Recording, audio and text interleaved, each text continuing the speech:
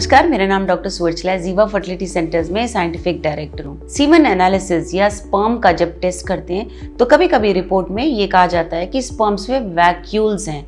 ये वैक्यूल्स होते क्या हैं और इसकी वजह से फर्टिलिटी पे क्या असर पड़ता है, ये देखते हैं। वैक्यूल स्पर्म पे छोटे फ्लूइड फील्ड यानी कि फ्लूइड से भरे गड्ढे होते हैं या जैसे कि गुब्बारे होते हैं। ये स्पर्म के जो सेल का साइटोप्लाज्म होता है उसमें देखा जाता है, स्पेशली हेड रीजन में यानी कि उसके सर में। और ये usually high power advanced imaging technique जैसे हाई मैग्निफिकेशन माइक्रोस्कोप में ही देख सकते हैं। ऑफ कोर्स आंखों से तो स्पर्म्स को देख नहीं सकते, मगर माइक्रोस्कोप में ये जो वैक्यूल्स होते हैं उसके लिए बहुत हाई मैग्निफिकेशन माइक्रोस्कोप की जरूरत होती है। जब वैक्यूल्स होते हैं तो कई सारे असर देखे गए स्टडीज के द्वारा, लेकिन जब स्टडी किए गए हैं तो ये बहुत मैटर ऑफ इंटरेस्ट रहा है स्पेशली रिसर्च में कि इसके होते हुए क्या असर हो सकता है फर्टिलिटी पे। आइए देखते हैं कि वैक्यूल्स दिखते कैसे हैं और उनकी वजह से क्या असर हो सकता है। वैक्यूल्स छोटे हो सकते हैं, बड़े हो सकते हैं, राउंड हो सकते हैं, रेगुलरली शेप्ड हो सकते हैं, क्लियर हो सकते हैं या टेर के जैसे, मतलब जैसे कि कुछ फट गया वैसे भी हो सकते हैं। स्पर्म के सर पे होते हैं यूजुअली और हाई मैग्निफिकेशन पे, जैसे मैंने कहा, तभी देख सकते हैं। होते क्यों हैं, इसका एग्जैक्ट कॉज रीजन अभी तक पता नहीं चल रहा है फुल्ली,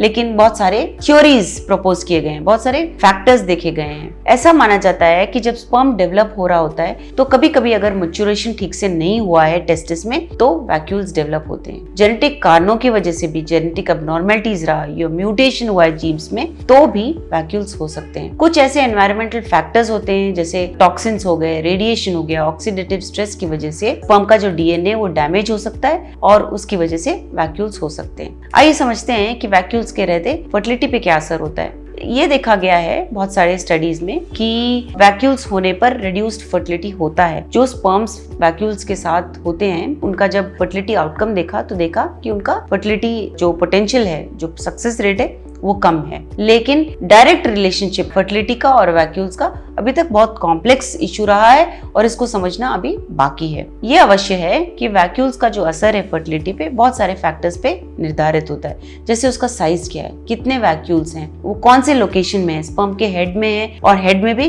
किस तरफ है, ऊपर है या नीचे है। ये सारा कुछ स्टडीज में इंक्लूड किया गया है और देखा है कि जब लार्ज वैक्यूल्स होते हैं, बहुत ज्यादा वैक्यूल्स होते हैं, तो स्पर्म का क्वालिटी कम होता है, सक्सेस रेट कम होता है। जो एम्ब्रियोज तैयार होते हैं वो अच्छे क्वालिटी के नहीं होते हैं, क्योंकि ये भी देखा गया है कि वैक्यूल्स के कारण स्पर्म के डीएनए में डैमेज होता है, जिसकी वजह से जो एम्ब्रियो तैयार हो रहा होता है वो अच्छे क्वालिटी का नहीं होता है। ये सब हम आईवीएफ द्वारा देख सके हैं। आईवीएफ में जब ऐसे क्वालिटी के स्पर्म्स एग्स के साथ छोड़े जाते हैं तो ये देखा गया है कि एम्ब्रियोज अच्छी क्वालिटी के नहीं आए हैं। तो इसका ट्रीटमेंट ऑप्शंस क्या है? पहले तो मैनेजमेंट देखते हैं। जब हम ऐसे स्पर्म्स देखते हैं और देखते हैं कि ये बहुत भारी मात्रा में है तो हम ये कहते हैं कि इक्सी करवाइए। आईवीएफ में ये एक तरीका होता है जिसे हम इंट्रासाइटोप्लाज्मिक स्पर्म इंजेक्शन कहते हैं। उसमें जो स्पर्म्स वैक्यूल्स के साथ नहीं होते हैं उन्हें माइक्रोस्कोप में रखकर सेलेक्ट किया जाता है और वैसे स्पर्म को ही अंडे में डाला जाता है इक्सी प्रोसीजर द्वारा, इंट्रासाइटोप्लाज्मिक स्पर्म इंजेक्शन। तो इसकी वजह से क्या होता है, जो डैमेज स्पर्म है, जो वैक्यूलेटेड स्पर्म्स है, उन्हें हम अवॉइड करते हैं, अच्छे स्पर्म्स को ही लेकर